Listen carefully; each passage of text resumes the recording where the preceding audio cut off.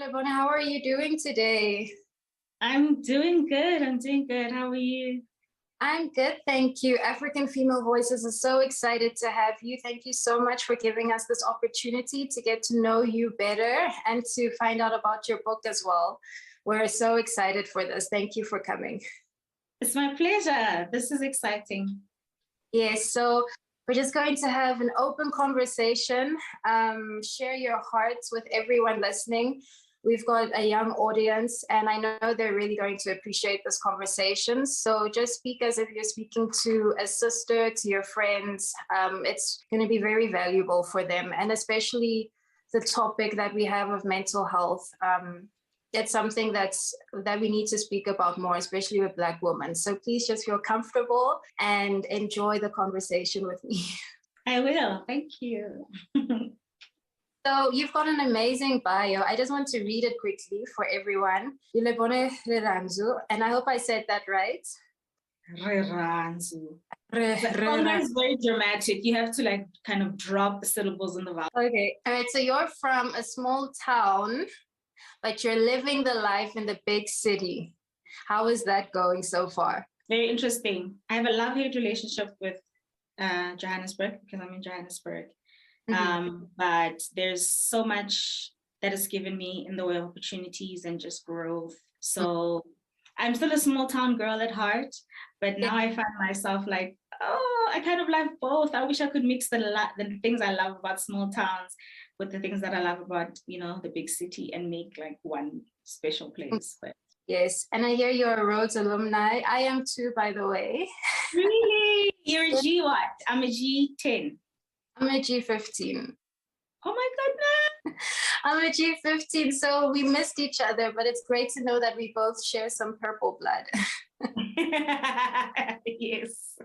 Okay, so you're an essayist, you're a writer, you're a literacy advocate, you're a life coach, and you're a mental health advocate as well. You've been writing for years, and I'm sure if we had to go back 10 years, the stories you wrote were pretty interesting compared to how you write now. I'm glad there was growth. Thank God for growth, because wow. But you still consider yourself a baby writer. Can you explain that to us? I do. I feel like I'm starting out, even though I'm not. I have been published before in other anthologies and online and in, different places. But I guess because this is my first full body of work as an individual, it really does feel like a debut. So it feels like if I were to compare it to music, it feels like I've been releasing singles and now I finally got an album. Okay. So yeah, that's why I feel like a baby writer. So at what point do you think you'd feel like a medium, an intermediary? Maybe half of this year. Because right now it's still very new.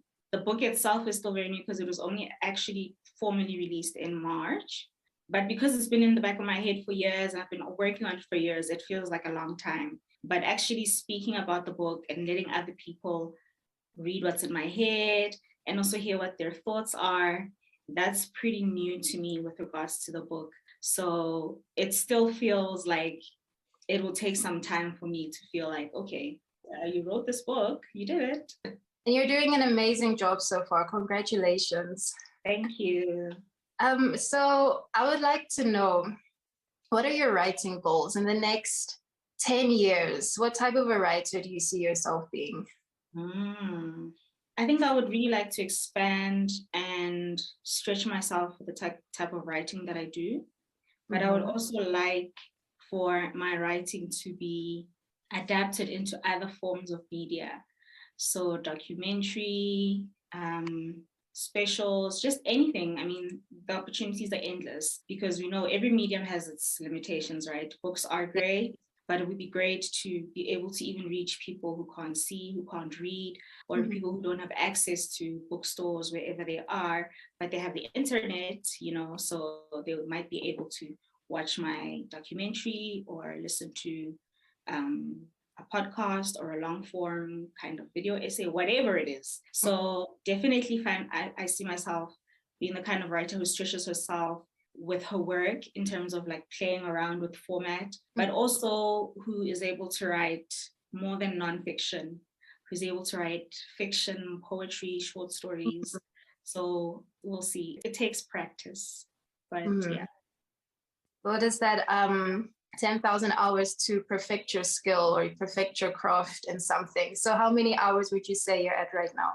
Wow, many years of hours. But the thing about writing is that every time you approach a different piece of writing, it feels like the first time, because it really is the first time that you're meeting, if you're writing fiction, those characters, that story. And so you don't know yet, even though you might have a plan, where the story could lead you, because you might find yourself wanting to take it in a different direction, or it makes sense to take it in a different direction. So each time it feels like it's something new. The years of practice does help though, because you're not stumbling over yourself because you're trying to find your voice. So I know my writing voice, and all I need is now to be able to actually put down the words and make them into something that's beautiful, coherent, that makes me happy and that other people can relate to. That's very true. Okay, so your book touches on quite some heavy topics, and your bright, vibrant personality makes it easy to read. But I'm pretty sure that writing it was quite difficult, reliving those memories, reliving those experiences, also having to relive it through an objective point of view as well. Subjective for your own experiences, but also objectively, because the third person will be reading your book and you need to be able to relate to them as well. So how was that for you? Oh, it was difficult. It was very difficult. A lot of people have been saying to me, I cried after every chapter. I was like, if it did that to you, imagine what it did to me. Because there were a lot of things that I had to like extract from my memory that I did not know were buried, that just kind of came up as I was writing. So in that way, it was self-triggering. It was difficult to then deal with those emotions, deal with those memories, deal with those realizations. But writing it helped me to have a clear narrative, or a coherent narrative about what is happening inside of my head, in the best way that I possibly could, to say, this is what it looks like to live inside of my head, or to be someone who is living with a head that's got all of this stuff happening inside of it. So it was a tough process. And people ask me, was it cathartic? And I say, it was not. What was cathartic was after, when I'd done the book and I was now dealing with the things that I'd remembered or was now re-experiencing, for instance, in therapy, because that was the place where I could at least debrief and say, you know, I'm angry all over again, for instance, about something XYZ, or I'm conflicted about this or that and that. So it was only after having written it that I was able to really process what I had written down. But the process of actually writing it was quite interesting and quite taxing. Okay. So then when you're going through those moments of reliving these experiences, how did you make yourself feel better after that? How did you lift your spirits up after that? Because I'm sure there's a lot of girls out there who are reading your book and they need to find something that's going to bring a smile to their face at the end of the day. So what did you do for yourself? I let myself feel what I needed to feel. There were days when, after writing it, my body would physically feel like I had run a marathon. And that's when I realized that, oh, this is not just an intellectual exercise. It's also emotional. It's also physical. So there's actual chemistry that's involved in making this work happen. And all of that chemistry is saying our body is tired of producing and feeling and. So the thing that I would do first of all is to listen to my body. What do I need today to feel better about myself? Or what do I need today to survive? And I think that's what true self-care is to ask yourself, what do I need today to survive? Do I need to take a day off and be in bed and watch series? Or do I need to speak to my therapist? Do I need to take a walk? Do I need to speak to a friend? Do I need to journal? Do I need to take a jog? It could be anything. Do I need to have a solo date?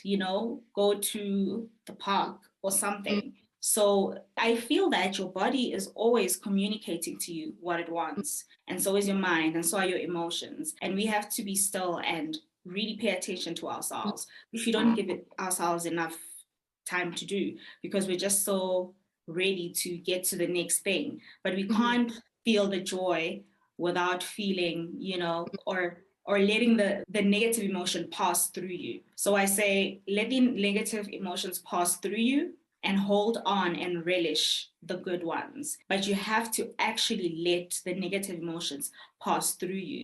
So if I was to give an analogy and say, my negative emotions are starting here, let's say on my body, and they're coming down and they're coming down, and they get here and I get very conflicted about everything that's happening, then they're going to stay here. And, that's when we start to feel burdened and heavy and just kind of ill. But if I let it go right through me till the end of my tippy toes, it's flowed out of me and there's space now for the good. And the thing about the good emotions is that when they come, they bring good things with them. So you're able to carry that and not fall apart. So to bring a smile on your face, I would say self-care. And self-care in the true sense of the word, which is to ask yourself, what do I need today to survive? Or what do I need today, period? Okay.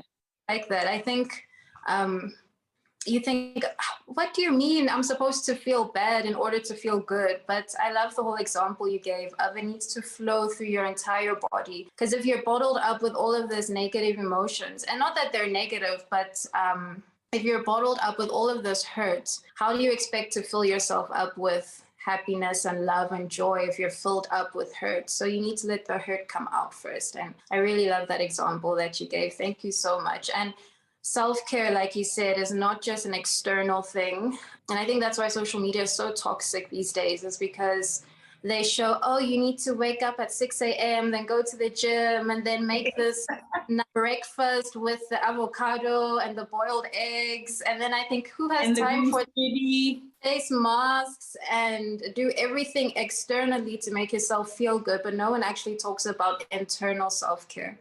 So I'm really glad that you highlighted that. Thank you. I think it'll be easier for people to truly understand what self-care is if they take away or capitalism aspect of it. So if you had absolutely no money, what would you do to take care of yourself? Because then you start to chip away at the, buying masks, having bubble baths, getting a massage, which are all great things and we love them, do them if you can. But then you really start to ask yourself, well, then I would speak to someone about what I'm feeling, or then I would do this and that and that. And that's what true self-care is. If I were to strip away every single resource that I have in the way of money, how would I take care of myself? And then you will be able to find the answers. Okay. I think I would sleep. I don't know if that's healthy. I don't know. You can tell me. Sometimes it's okay to sleep if you can't deal with the emotion, because it can get actually exhausting to constantly be dealing with stuff, because sometimes we just have so much hurt, like you were saying, and sometimes you just need a nap and you're like, okay, tomorrow, it'll be better in the morning. Joy comes in the morning. So if you need a nap, sis, and tomorrow you can deal with it when you have regained your strength. It's a working process. There's no solution that fixes everything. It's always a working process, but you have to wake up knowing that today I'm working a little bit more on myself. All right. So I'm interested to know about the book publishing process. So you were able to write your book. You went through everything you went through writing your book. Now you published with Blackbird Books. Did they help you in any way when you were writing? Did they give you suggestions on how to write? Did they help you when you were feeling down? Did they help with therapy or consultations? What was that experience like working with them? So I was fortunate enough that this book was able to come about, or I was able to start writing the book because I was awarded one of 2 residencies for a month to start on a body of work that you have been thinking about, but just haven't had the time and resources to do it. So in that, it was a collaboration between author Bianca Marais, academic Natalia Flores, and Blackbird Books. And so we were actually staying in Natalia's house, and she was absolutely amazing in terms of helping us with food sometimes, because we would feel like, I don't feel like cooking today. So they did give us an amount of money that we could spend and, use for our own things. And we were free to use her kitchen, free to use we were basically at home. So it was a home away from home. But because she's such a caring and understanding person, her and her husband would, check in on us. They'd take us out for dinner. It was me and a lady who wrote Invisible Strings, which is also a Blackbird Books book. And she was also just very sensitive to the space that I was in. So if she saw that I would not come out of my room for a whole day, she'd knock and she'd be like, Relebone, are you okay? And I'd be like, yes, I just need to sleep the whole day today. Or, whatever it was. And one of the things that she did, because she is a writing academic, is that she would bring other academics that she was in a group with, in a type of academic sisterhood. And each month what they would do is they would meet and they would critique one another's papers in progress. So one person would have a chance each month to have their paper in progress critiqued. And so when it was her turn, she said, can you please rather critique, give some advice and direction to these two young women who've come here for this writer's residency. And that was so, so, so good, because it helped frame me from a research perspective that, yes, you are writing from your point of view, but are the things that you are thinking about truly correct? Or do you need some research to do some research to actually find out what was happening in that moment that you didn't understand or could frame at that point? So we had that, and Blackbird Books also offered an author for mentorship for me and Naledi. So I have a mentor and she had a mentor, and my mentor is still my mentor today. She's amazing. She's like a big sister. So that was great. I would email or call her sometimes with questions about the work. And she came and she went through and would suggest texts that I could look into, or, whatever it is. And sometimes I would just email her to say, is this even worth it? And then she would answer even questions like that. So in terms of giving support and direction in the initial stages, it was so very invaluable that I had the opportunity for the residency. But even if I had not had that, and I had come to them and given them a manuscript and said, will you please publish it, and they had chosen it, what they would do is, so what they usually do is they would do a reader's report. And that reader's report is basically somebody who is not part of the company, who reads your work and gives in-depth notes about your chapters, about the language, your voice. And so that was also very invaluable. So I was lucky in that I got the residency and the reader's report, which helped me to frame my writing pretty well and to shape it into something that was much better than what it was when it first began. So it was a lot of work. And sometimes, as a writer or any kind of artist, you kind of feel like, why are you critiquing my work? Your first reaction is to kind of just be like, oh my gosh. But I had to say, they don't hate your work. They're saying it's great. This is how it can be greater. So I had to learn to take advice well and take criticism well. I'm still actually learning, because, when you work on something for a long time and you're very engrossed in it, it's hard to separate yourself from it and say, they're not saying you're terrible. They're just saying that we see so much potential. So, yeah.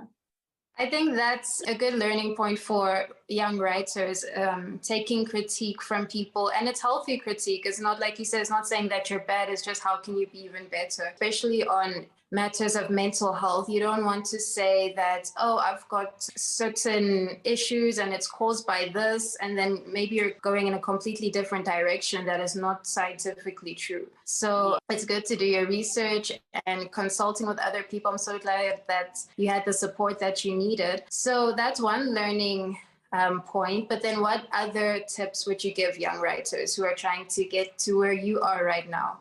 I would say write as much as you can. Those 10,000 hours that you're talking about are absolutely needed. But also read and read widely. So read even genres that you're not used to or you don't even like, because that stretches your mind and the way that you're able to think. And just have a hunger for information, but also be critical. So develop your critical skills so that you're able to have a mind that can process information and decide that, okay, this is fake news, or this is valuable from a research standpoint, this is good, or there are a few holes here. And just train the muscle of asking questions to the text to see, okay, does it stand up if I hold it up to the light? Does it still look good, or are there, flaws within the writing? And that will help you to be a better writer. It will help you actually to be a better thinker. And I say all good writers are good thinkers. So train your mind to take in information, but to be critical of it, to be open to also receiving different points of view, and just read widely and write a lot, and surround yourself with people who have knowledge about what you want to do, whether it's a specific genre or a specific style of writing, whatever it is. Look to the people who can help you and say, this is how I did it. And it doesn't necessarily mean that their process will be yours. You could come up with a completely different process, but just being able to see that it's possible and it can be done, that's everything. Was there a specific challenge that you faced as a Black woman in this industry? Oh, yes. Getting published, period, which is why I was so very grateful for the residency. But post the publishing process, the challenges that you face as a Black woman writer is that bookstores, for instance, will order like maybe 2 copies of your book or 1 copy of your book, and then they'll put it in between, all the other books, and nobody can even see that you've released a book, but they will give so much attention to writers who've already made it. The Zegsmdas will have all of this advertising budget, even from the bookstores themselves, never mind the publishers. And you'll think, but they don't even need that much advertising because their fans are already following them. Whereas you don't have supporters yet. You might have some supporters, but you have to work extra hard to reach your audience or reach people who could be your audience if they just had the opportunity to handle and deal with your text. And so the challenges are that bookstores don't really pay attention to debut writers as much as they should. So they won't even put up a little poster and say, new Broken Porcelain out now, even if it's Mental Health Month. And you think, but don't they want to sell books? Isn't that what we all want? But they're not even thinking there. They're just thinking about the things that people are used to reading, the Marian Keys, the Zegsmdas, the whoever is famous, because they just are lazy, to be honest. And that's tea. They are lazy. They just want the books to fly off the shelves, but they don't want to do the extra work to actually help debut writers out. And so it's harder for people who are still on the come up to get their voices heard, because people don't want to buy your book unless you've got 25,000 followers on Twitter, 100,000 on Instagram, you're a TikTok star. Then they're like, oh yes, of course, Yeah. But that also doesn't always translate to sales, because just because you're a TikTok star or a TV star doesn't mean that people will automatically buy a book. It does mean that they will be aware of it because of your visibility, but it doesn't always mean that they will buy it. And so, because readers can be very discerning if you give them the chance, they can be able to pick and say, or not. And so the biggest challenge, I would say, is visibility and getting people to actually buy into your vision. It's a lot of work, but it's work that you have to commit to. Social media is, if you can use it in the right way, it can really be used to your advantage because everyone's on their phone. So like you said, it's a great platform to get people to become aware of your book. Now the challenge is, will they actually buy your book? What tips can you give people for that? I think you should trust your voice and trust yourself. So you have written a book, which means you are an expert on this text. So like you're saying, you can use social media in the ways that you can. But if you have friends get them to post about your book as well. I have a lot of people who've learned about my book through my friends posting even on their WhatsApps, on their WhatsApp statuses, or people sharing on their Facebook or Twitter. You know, every retweet counts, every WhatsApp story shared counts, because you never know who might see this book and say, oh, that's interesting. I would actually read this because I was thinking about this, which is what I actually have heard before. And so trust that you are an expert on this thing and show people that. So be as authentic as you can with your work and post mini videos, post teasers, post, you know, whatever it is that you feel is in your heart to share that with the world. And if you don't want so much of your face in it, you can get clever with it, you know? You don't have to put your face in there. You can use all kinds of things, but you do need to understand that you will have to be uncomfortable at some point, because it's not easy putting yourself out there. But you've done the most difficult thing, which is actually writing the work, because you can't promote something that doesn't exist, right? So you've done the most difficult thing. Now just believe that I am an expert on this text because it is mine, and I have a vision for it. Have a vision for it. So I definitely have a vision for Broken Porcelain, and it influenced the marketing, the people I'm trying to reach, the places I go, you know, the conversations that I have. And so it's very good to have a vision or an idea of where you want to go with your book. What's important to you? For me, I'd always said that message over money. Money is great, royalties are great. But for me, the message of the book was so important that I was like, people need to read this. People need to find out about this.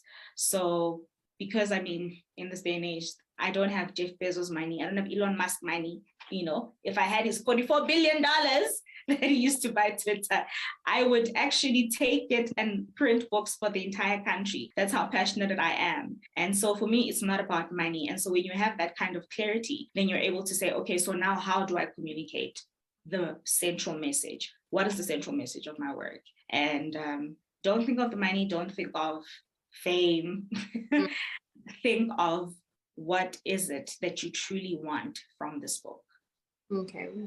Oh, I love that. So I love your social media. You've got such a bright, vibrant personality. I love your rants as well. So if no one has ever watched your rants, I recommend that they go watch them right now. But I just want to ask, this brand that you've created for yourself, does that help you with marketing and selling your book? Do you think that it's important that your social and public online presence reflects the work that you do, or are they two separate things? I think because the work you do comes from you, if you're authentic and real to yourself, it will come out naturally. So there are some things that I make videos or reels, whatever it is, that reflect my work. And I would say don't even think of yourself as a brand, because it might even confuse you into thinking my Instagram or my Twitter or my Facebook or my TikTok needs to be picture perfect. I have a couple of accounts, you know, my Bookstagram is curated, it's got a color theme. My podcast page is curated, it's got a color theme. My fan account for Toni Morrison is a little more relaxed. But for me, my personal account is really just, it reflects my life. If I'm thinking of something off the cuff, then I record it. You know, if I don't have time to edit it, you know, and the thing with the rants is that I don't want to work. I just want to rant. If I want to rant, you just rant and you go for it. And then you're like, the world will receive it or not, you know, but I've had my rant. And it's actually been very cathartic and very funny. And people will come into my DM sometimes and they'll be like, oh, this is relatable content, or, you know, whatever. So I think if you're just yourself and don't put pressure on yourself to be something that you're not, or to do stuff that you know will not come natural to you, then don't do it. So ask yourself, what can I do that I will be able to sustain because I will always enjoy it? So if you can't have the color palette that's got the pastels on your Instagram because you know that you don't even like pastel colors, then don't do that. You know, just post what you want, post what you're thinking of, post what interests you, because if it interests you and you tell us why it interests you, there's a very good chance that somebody out there will be like, oh my gosh, I never thought of it that way, or this is so true. So I really just post whatever I'm thinking, whatever I'm feeling. I do try as much as I can to process first especially with my kind of work, because it has to do with mental health, to process first in my mind and heart what I'm feeling about it before I post, because you also have to protect yourself and your heart. You are laying yourself bare out to the world, and some people are great and some people are horrible. But fortunately, if you are yourself, you can be able to curate the kind of space